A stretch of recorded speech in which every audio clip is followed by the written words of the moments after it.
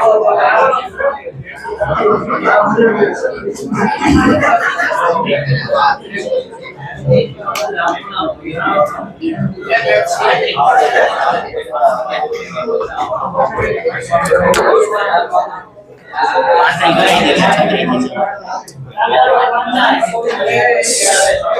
બાળકો, આપણે નીટના પ્રશ્ન જો બધાય 40 સુધીમાં બોલો. 39 નો પ્રશ્ન જો. હવે મોટા બંધ કરો ને ધ્યાન રાખો. પ્રશ્ન નંબર 39 વાંચો.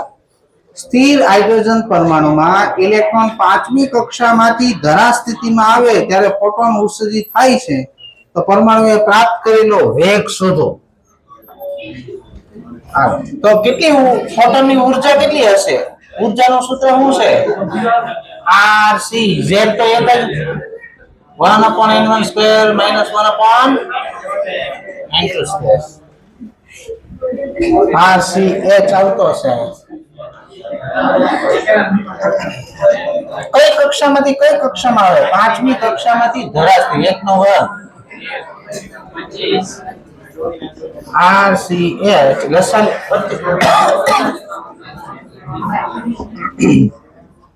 આ C ને જાવ દે છેદમાં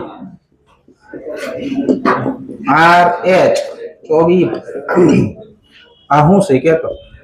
ફોટોનનું વેગમાન. હવે પરમાણુમાંથી આટલા વેગમાનથી ફોટોન બહાર નીકળશે તો પરમાણુનું વેગમાન આટલું કઈ બાજુ મળશે? પાછળ મળે. બંદૂક વાળું ઉદાહરણ. બંદૂકમાંથી ગોળી છોડો તો ગોળીનું જેટલું વેગમાન હોય એટલું જ બંદૂકનું વેગમાન વિરુદ્ધ દિશામાં હોય. તો કોનું વેગમાન થઈ ગયું? પરમાણુનું. તો પરમાણુનો વેગ શોધવાનો છે. P બરાબર mv. mv બરાબર 24RH ભાગાકાર 25. તો વેગ બરાબર થાય 24RH ભાગાકાર 25m. જવાબ આવશે એ ઓપ્શન 45 સુધી બોલો. 41મો પ્રશ્ન જો. હાઇડ્રોજન પરમાણુમાં ધરા સ્થિતિમાં રહેલા ઇલેક્ટ્રોનને 975 એંગસ્ટ્રોમ તરંગલંબાઈ દ્વારા ઉત્તેજિત કરવામાં આવે તો કેટલી વર્ણપટ રેખા મળે? આ તરંગલંબાઈની પહેલા ઊર્જા ગોતો. કઈ રીતે મળશે? 12375 પણ તરંગલંબાઈ એંગસ્ટ્રોમમાં આપેલી છે 975. આની કિંમત ગોતશો ને એટલે 12.7 ની આજુબાજુ આવશે. હવે આટલી ઊર્જા વાળો ઇલેક્ટ્રોન પડશે તો કઈ કક્ષામાંથી જાહે? -13.6 -5.4 -1.51 -0.85. આમાં ઇલેક્ટ્રોન છે. આટલી ઊર્જા મળે કઈ કક્ષામાં જાય? આ બેનો ડિફરન્સ તમે કરશો ને આટલો આવશે. એટલે આને આટલી ઊર્જા મળી ને એટલે આ ચોથી કક્ષામાં જવાનો છે. કઈ? પાછળ ધરા સ્થિતિમાં કેટલી વર્ણપટ રેખા નીકળે? કક્ષા કેટલી? 4 4 - 1 એટલે 3/2. આ 2 6. જવાબ આવશે નો 6. C ઓપ્શન આવે. 45 સુધી છે કોને? 50 સુધી 50 માં MCQ જો બધાય. હાલો પહેલા તો જો તો ત્રિજ્યા અને ઊર્જા દળ ઉપર કઈ રીતે આધાર રાખે તમે જો તો ત્રિજ્યા દળના વ્યસ્ત પ્રમાણમાં છે. સૂત્રમાં જો ત્રિજ્યાના સૂત્ર જો બધાય. ત્રિજ્યા અને ઊર્જાના સૂત્ર જો. ત્રિજ્યામાં દળ ક્યાં આવે છે? છેદમાં. ઊર્જામાં દળ સપ્રમાણમાં આવે છે. જોયું સૂત્ર? હાલો હવે તમે રકમમાં લખ્યું છે કે દળ 207 ગણું કરી દેવામાં આવે. કેટલું? આ 207 ગણો થાય. ત્રિજ્યા મૂકી જાય 207 માં ભાગની ઊર્જા 207 ગણી થાય. હાલો જૂની ત્રિજ્યા કેટલી હતી? જંદ લખેલી છે 0.51 એંગસ્ટ્રોમ ભાગાકાર 207. હાલો આને વનાપ લખાય. વનાપ લખો એટલે આને 200 લઈ લે એટલે 400 થી એટલે 400 એટલે 0.25 10 ની 2 ઘાત ઉપર જાવ તો 10 ની -12 મીટર એટલે આમ લખાય 2.5 * 10 ની -13 મીટર. આ નવી ત્રિજ્યા આટલી મળી. રેડી? આમાં આઈપી છે 2.56. થઈ ગઈ. હાલો બીજી ઊર્જાની વાત કરવી. આઈ ઊર્જા. ઊર્જા કેટલા ગણી થઈ? 207 ગણી. જૂની ઊર્જા કેટલી આપી? -13.6 ઇલેક્ટ્રોવોલ્ટમાં છે. હાલો હવે સાંભળો. આને 200 લઈ લઉં, આને 14 લઈ લઉં એટલે 28 થઈ જાય. 28 ઇલેક્ટ્રોવોલ્ટ. આના 2 મીંડા રહે. 200 ના 2 મીંડા અને લખાય 2.8 કિલો ઇલેક્ટ્રોવોલ્ટ. હવે આવા ઓપ્શન ગોતો. આ ત્રિજ્યા આવી ને ઊર્જા આવી. C જવાબ આવશે. 53 સુધી બોલો. 53 સુધી છે કોઈને? નીટ એમ્સ ના પ્રશ્નો જો બધા 1 થી 10 માં કેટલા નંબર? 7 નંબર નો પ્રશ્ન જો બધા ઓમેગા બરાબર થાય 2πf, 1 બરાબર થાય c બાય લેમ્બડા, 2 અચળ પાઈ અચળ c અચળ, ઓમેગા પ્રોપોર્શનલ ટુ થાય 1 upon લેમ્બડા. હવે તમને આલેખ દોરવાનો કીધો છે ને, ઓમેગા વિરુદ્ધ તરંગ સંખ્યા એટલે 1 upon લેમ્બડા થાય. બોલો આ બે કેવા છે એકબીજાના? સપ્રમાણતાનો આલેખ કેવો આવે? સુરેખ સપ્રમાણતાનો આલેખ છે એ ઓપ્શન 10 સુધી છે કોને? 15 સુધી?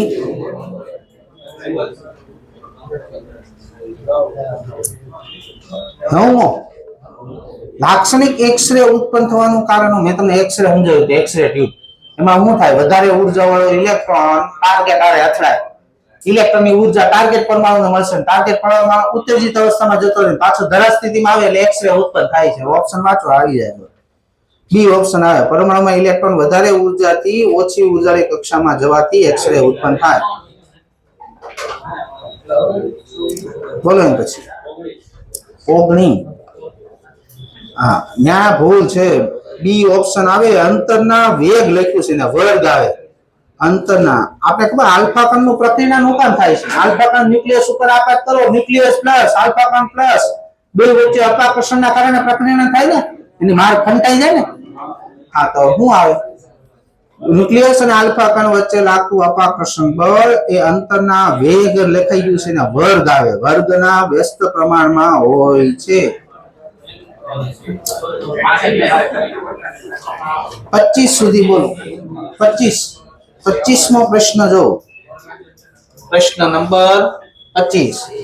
હાઇડ્રોજન પરમાણુમાં એક ઇલેક્ટ્રોન ન્યુક્લિયસની ફરતે 0.528 એંગસ્ટ્રોમની કક્ષામાં 2.18 × 10⁶ મીટર પર સેકન્ડના વેગથી ગતિ કરે તો ઇલેક્ટ્રોનનો પ્રવેગ શોધો.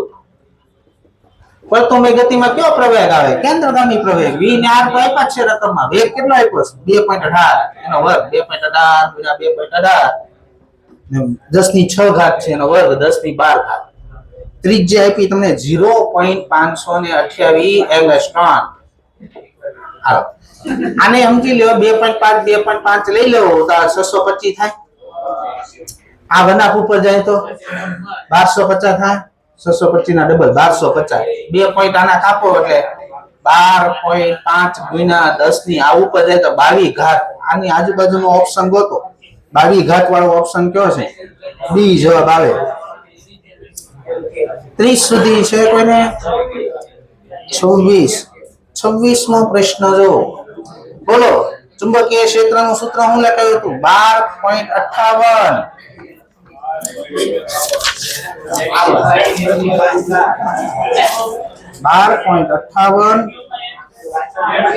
z³/n⁵.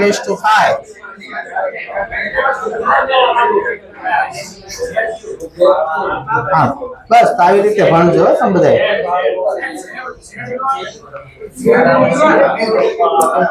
તમને એમ કીધું છે હાઇડ્રોજન મોઢા બંધ આપણે કદાચ ઉપાડી લઈને તો દેખાતું બંધ થઈ જાય.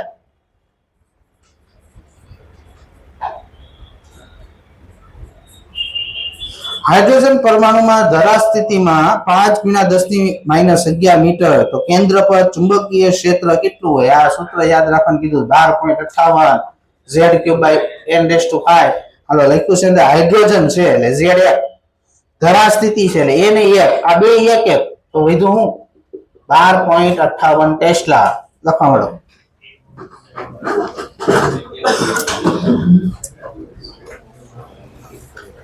હા ગોગા ડ્રોપર છો પણ હા બુદ્ધિ વગરના છે. ડ્રોપ જ ન લેવાય તમારે બધાને. લઈને બેહી ગયા ડ્રોપ.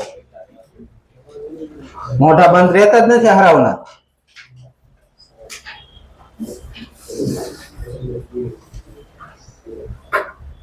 બાપા બગીચો એમાં આરામથી વાતો કરતા હોય.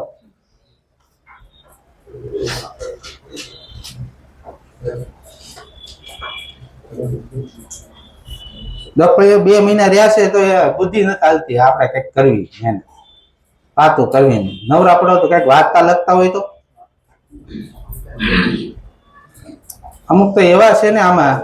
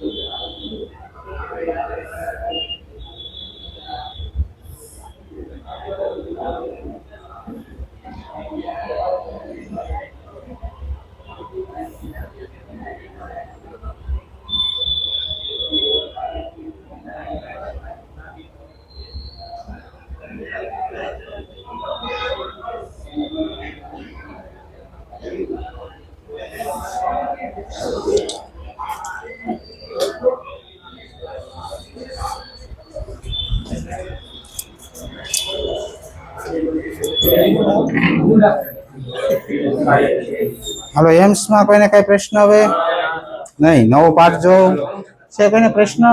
ન્યુક્લિયસમાં કોઈ દાખલો ગણાવવો હોય છે કોઈને ગણાવો?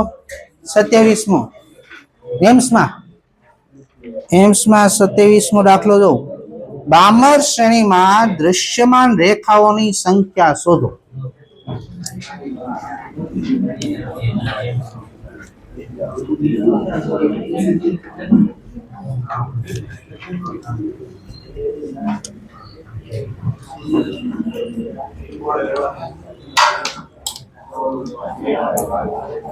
હાલો જો 27મો પ્રશ્ન. બામર શ્રેણી લખાય કેમ કે તો પેલા 1/λ બરાબર r 1/i 2 નો વર્ગ આવશે 1/n². n ની કિંમત શરૂ થાય 3 4 5 6 7 અને બામર શ્રેણી કહેવાય. હવે આમાંથી આ પેલી 4 કિંમત તમે મૂકશો ને, અહીંયા 3 4 5 6 મૂકશો ને, તો જે પણ તરંગ લંબાઈ આવશે એ 4000 થી 8000 ની વચ્ચે આવશે. એ દ્રશ્યમાન થઈ. જેવી તમે 7 કિંમત મૂકી અહીંયા મૂકો તો 7 1/λ બરાબર r 2 નો વર્ગ 4 ને 7 નો વર્ગ 49. 1/λ બરાબર r. 49 માઇનસ 4 45. 49 ગુણ્યા 4 9 ચોક 36 ને 3 ને 16 ને 19. તો લેમડા બરાબર આવશે 196 ભાગાકાર 45 r. 1/r એટલે કેટલા એંગસ્ટ્રોમ થાય? હે 910. યાદ જ રાખવાનું 1/r એટલે 910 એંગસ્ટ્રોમ થાય. આનો ગુણાકાર કરશો ને એટલે આ 3965 જેવું આવે છે. આટલી એવી તરંગ લંબાઈ તમે જોવો ને તો આટલી તરંગ લંબાઈ આવશે. આ 4000 થી 8000 ની વચ્ચે ન આવી જવું, થોડીક રહી ગઈ, બાકી રહી ગઈ 4000 માં. મતલબ આ તરંગ લંબાઈ દ્રશ્ય વિભાગની છે નહીં. તો ક્યાં સુધી દ્રશ્ય વિભાગની તરંગ લંબાઈ મળી? કેટલી રેખા સુધી મળી? 4 રેખા સુધી. 5મી રેખા નથી આવતી. જવાબ આવશે બી ઓપ્શન. છે કોઈને એમ્સમાં આવે? 28. હાઇડ્રોજન પરમાણુમાં ધરા સ્થિતિમાં ઇલેક્ટ્રોનની ઉર્જા -13.6 છે. તો ચોથી કક્ષામાં ઇલેક્ટ્રોનની ઝડપ શોધો. ઝડપનું સૂત્ર બોલો. V બરાબર 2.2 ગુણ્યા 10⁶ Z/n. કયો તત્વ છે? હાઇડ્રોજન. Z1 કેટલામી કક્ષા? ચોથી કક્ષા. અહીંયા ભાગ આવશે આ 1.1 ભાગ્યા 2 એટલે આ 0.5 ની આજુબાજુ ગુણ્યા થાય તો 5 ગુણ્યા 10⁵ ની આજુબાજુ આવશે. બે ઓપ્શન હરખા છે. જો આમાં 28 માં બી આવે છે એટલે સી માં છે ને 10 ઘાત કરી નાખો, ઘાત બદલી નાખો, 7 ઘાત કરી નાખો, 10 કરી નાખો, બી જવાબ આવશે. હાલો છે કોઈને એમ્સમાં આવે? નથી.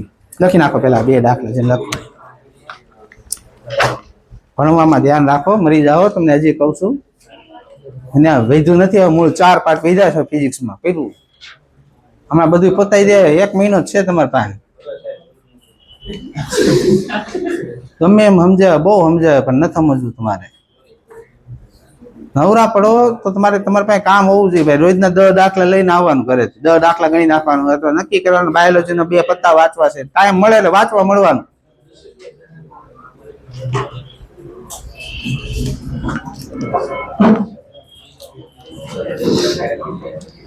તમારે બધે ઊંધું છે. ટાઈમ મળે એટલે વાતો કરવા પડવા. ક્લાસમાં 1-2 વિદ્યાર્થી તો હશે જ જે ભેજામારી કરાવશે. બધે ગમે ને જાઓ તમે, એની વાહે કઈ તમારી જિંદગી થોડી બગાડવાની છે. તમને ઘણી વાર સમજાય, અમે 2-3 વિદ્યાર્થી હોય ને એને બોલાવવાના જ નહીં. એ ઘડી ઠેકડા મારીને બેસી જાય હેઠા, પણ તમે આરો એને આરો ઠેકડા મારવા. તમે બધા મરો બધા, બીજું હું હેરાન થવાના જ છો તમે બધા. એમને અમે ગેળા નથી ફાટતા તમને સમજાવવા.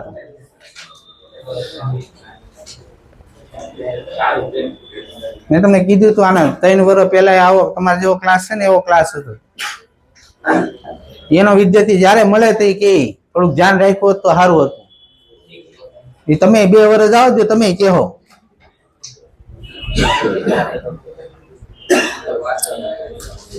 અત્યારે રમતોમાં કાઢ લ્યો જે કરવું એ, પછી હેરાન તો થવાના જ છો. ધ્યાન ન રાખ્યું ને એટલે મેરે સમજી લેજો. અત્યારે મારા માર્ક્સ આવે છે, MBBS માં મળી જાય એડમિશન, તો એટલી કોમ્પિટિશન છે. એ વિચાર કરે આની પછી કરવું હું. તમારે તો આરા બધાને કઈ ખબર જ નથી પડતી હું કરવાનું. તો પડે એ કરું. માર્કેટમાં બહાર તો આવો, ખબર પડે તમને બધાને. તમે કમાવા બેસો ને તો ખબર પડશે કેમ કમાવાય. ત્યાં લગન તો બુદ્ધિ હાલતી જ નથી, ગમે એમ સમજાય ને તો. હાલો નવું ચેપ્ટર શરૂ કરશું, ન્યુક્લિયસ.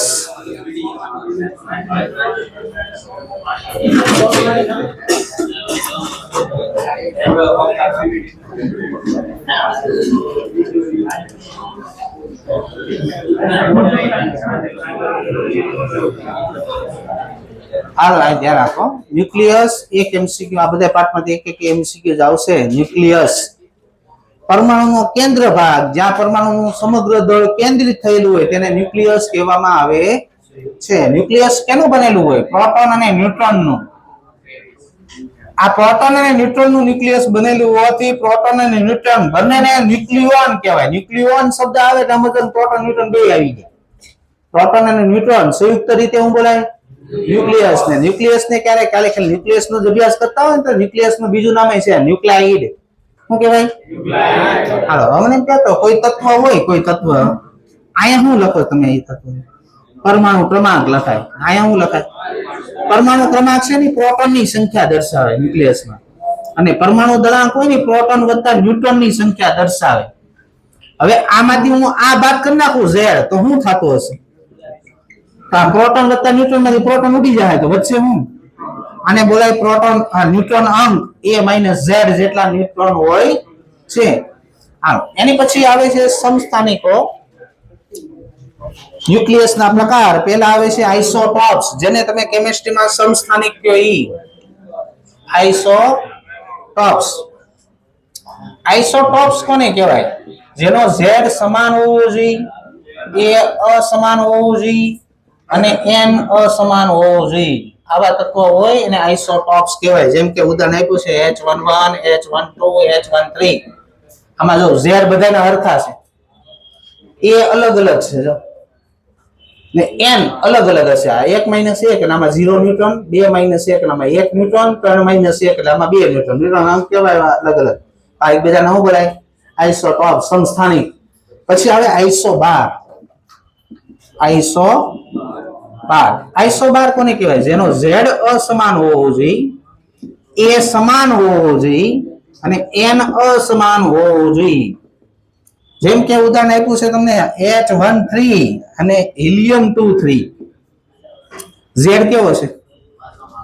a કેવો આવ્યો? આમાં 3 - 1 એટલે 2 ન્યુટ્રોન છે. આમાં 3 - 2 એટલે આમાં 1 ન્યુટ્રોન છે. n કેવો આવ્યો? આ એકબીજાને શું બોલાય? આઇસોબાર. એની પછી આવે આઇસોટોન, જેમાં ટોન ન્યુટ્રોન હરખા હોય. z અસમાન હોવું જોઈએ, a અસમાન હોવું જોઈએ અને n સમાન હોવું જોઈએ.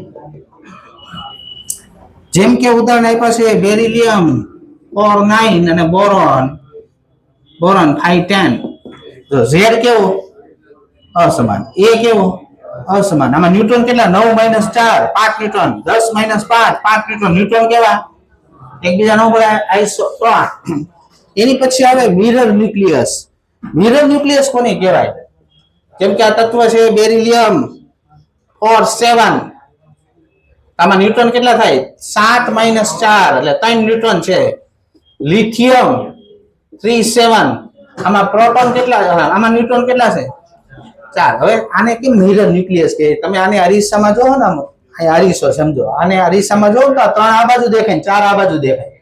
એટલે જે તત્વમાં પરમાણુ દળાંક સરખો હોવો જોઈએ, અરીસામાં આને જો તો આ 7 તો 7 જ દેખાવાનો છે. એટલે આનું 7 આવી ગયું. આ બાજુ દેખાય ને આ બાજુ દેખાય, એટલે આ તત્વ બની ગયું. અરીસામાં જોયું તો આ તત્વ કેવો બની જાય? આ. એટલે આ એકબીજાના શું બોલાય?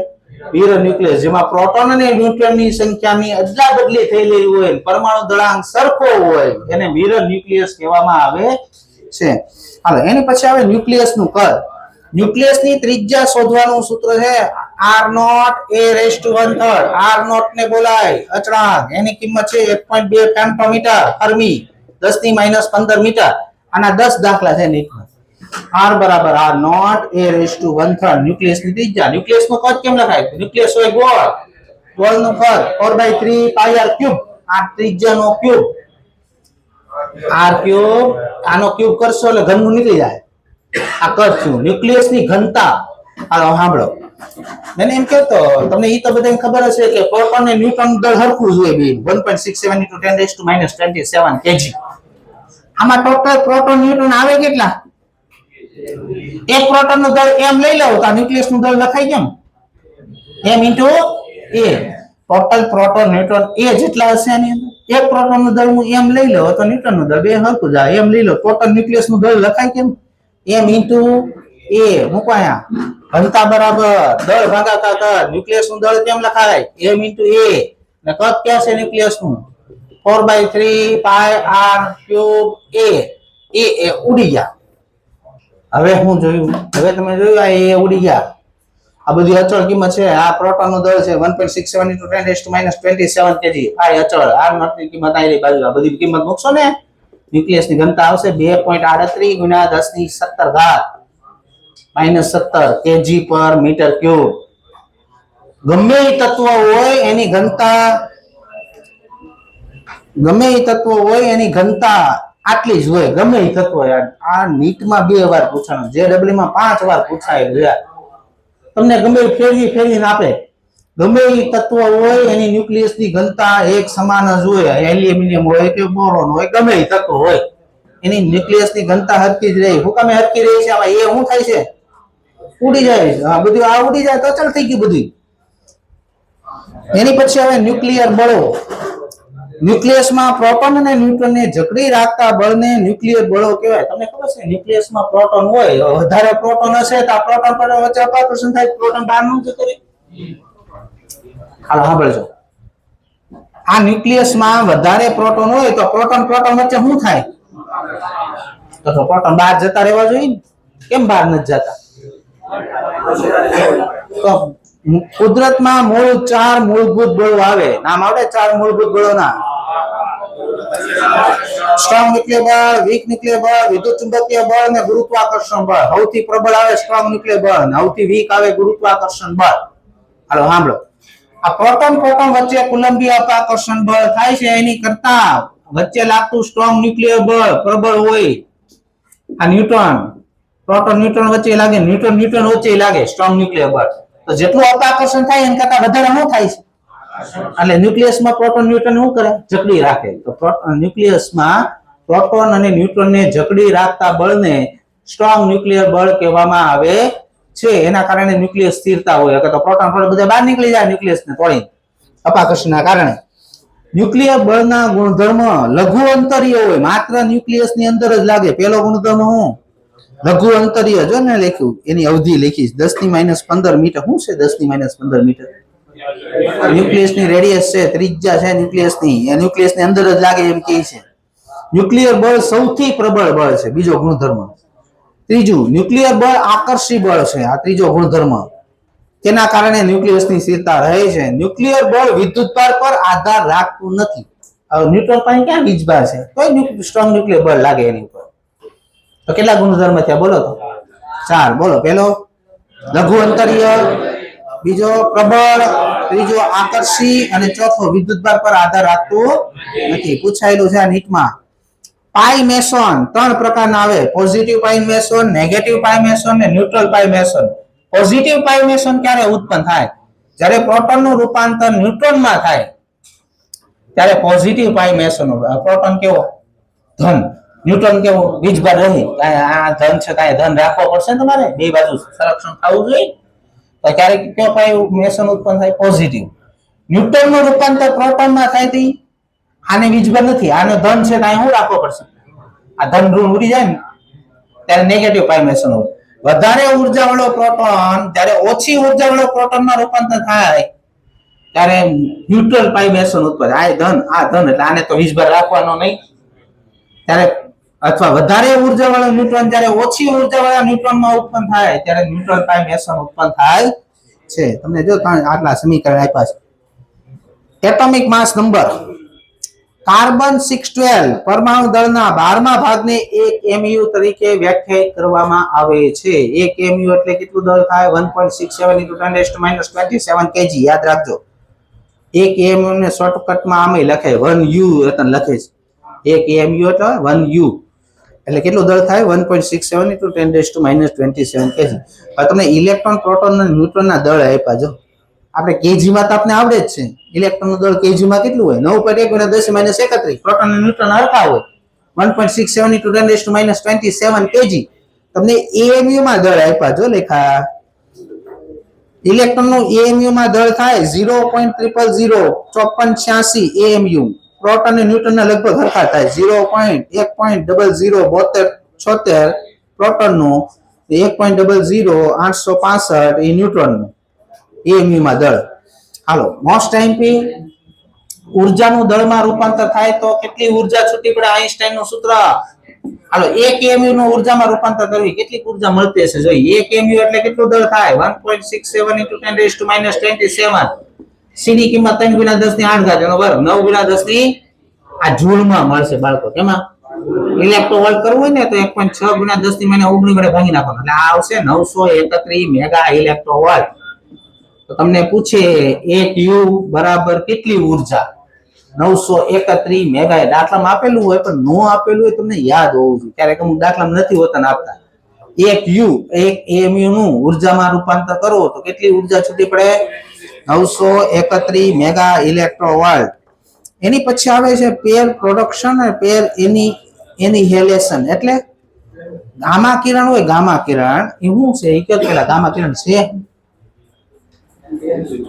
ઈએમ વર્ણપટનો ભાગ છે ફોટોન. ગામા વિભાગ આવ્યો તો નહીં? ઉર્જા છે ગામા કિરણ. શું છે? ઉર્જા. એમાં વીજભાર હોય ગામા કિરણમાં? મેં તમને ઈએમ વેવમાં શું ભણાવ્યું હતું? વિદ્યુત ચુંબકીય તરંગ પાસે કોઈ પણ જાતનો વીજભાર કે દળ હોતું નથી, માત્ર ઉર્જા હોય. શું હોય?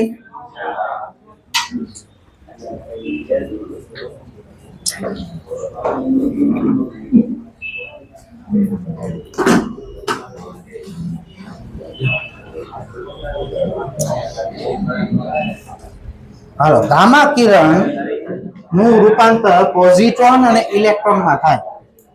ગામા કિરણ નું રૂપાંતર કેમાં થાય? પોઝિટ્રોન અને ઇલેક્ટ્રોન. એક પ્રશ્ન છે આપણે બતાવું તમને, આ ધ્યાન રાખો. ગામા કિરણ એટલે ફોટોન થાય, ઉર્જા થાય. ગામા કિરણ એટલે ફોટોન, ઉર્જા. આનું રૂપાંતર ઇલેક્ટ્રોનમાં થાય ને પોઝિટ્રોનમાં થાય. આ ઇલેક્ટ્રોન ને આ પોઝિટ્રોન. તમને ખબર પોઝિટ્રોન વિશે ખબર કઈ? પોઝિટ્રોન શું છે? ઇલેક્ટ્રોન નો પ્રતિકણ છે. પ્રતિકણ એટલે શું? પ્રતિકણ એટલે કોઈ પણ નો પ્રતિકણ એટલે એવું થાય ખાલી વીજભાર બે નો અલગ અલગ હોય. ઇલેક્ટ્રોન નો વીજભાર કેવો? માઇનસ. ને પોઝિટ્રોન નો કેવો?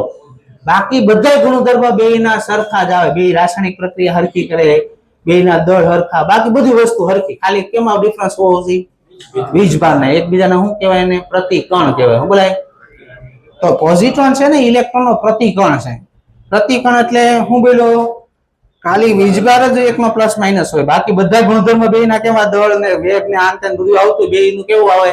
સરખું. એકબીજાના પોઝિટ્રોન પ્રતિકણ કહેવાય. હાલો, હવે તમને પૂછીએ કે ઇલેક્ટ્રોન અને પોઝિટ્રોન ભેગા થાય તો કેટલી ઉર્જા ઉત્પન્ન થાય? હમણાં જ મેં તમને આઈન્સ્ટાઈન નું સૂત્ર બનાવ્યું, mc². હાલો, દળ કેટલું? ઇલેક્ટ્રોન નું દળ કેટલું?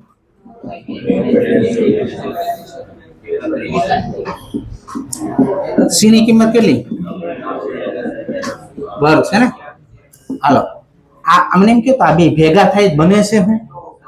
આને દળ છે નથી, મતલબ આ બે નું દળ નું ઉર્જા રૂપાંતર થઈ ગયો છે. ગુણ્યા બે એટલે કરું છું. બે હું કામ ગુણ્યા? આ બે ભેગા થાય બને હું? ગામા કિરણ. ને ગામા કિરણ પાસે દળ હોય તો આ બે દળ નું રૂપાંતર કેમાં થઈ ગયો છે? ઉર્જામાં. એટલે ઓલો બે એટલે ગુણ્યા. હાલો કરો, 9 ગુણ્યા 9 81 ગુણ્યા 2 162.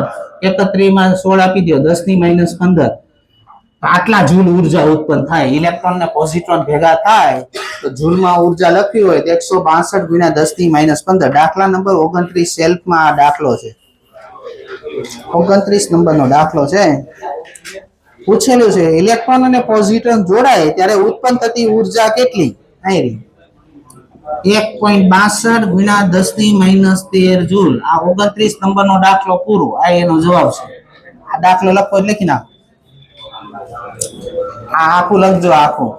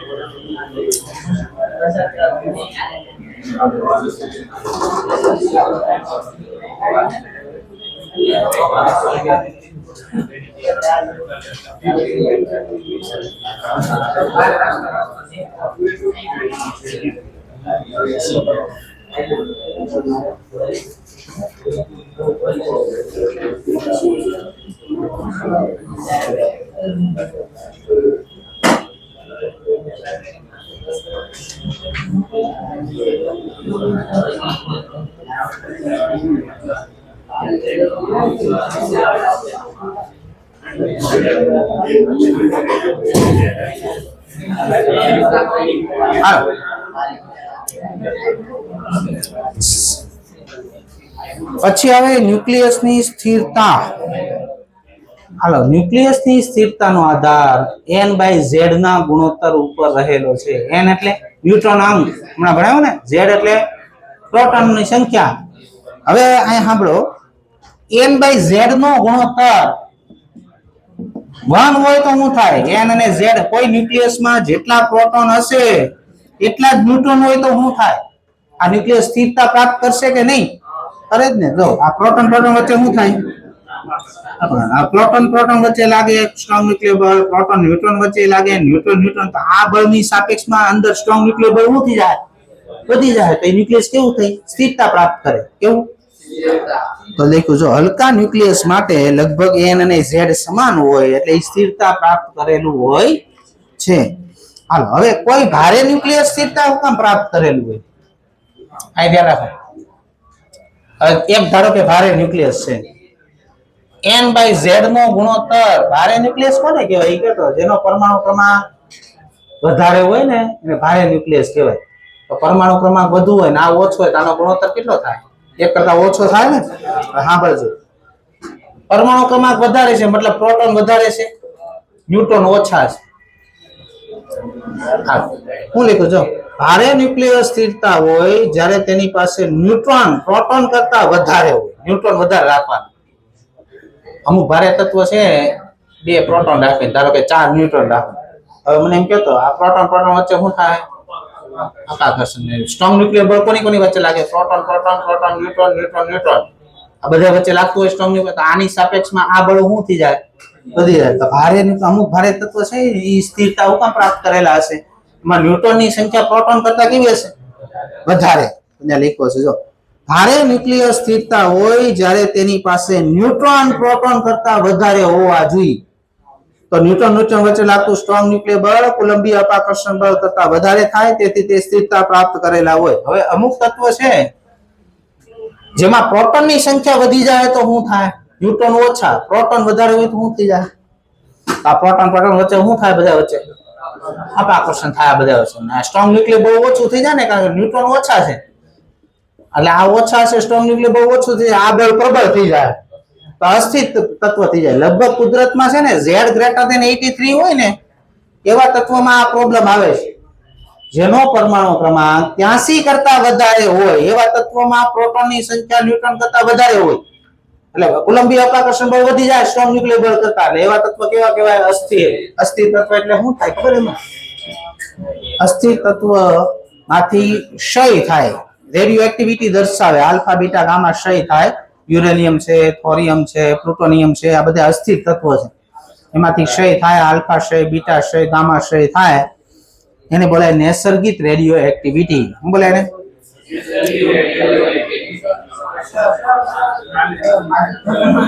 થાકી હોતી જાઓ હું તો પૂરો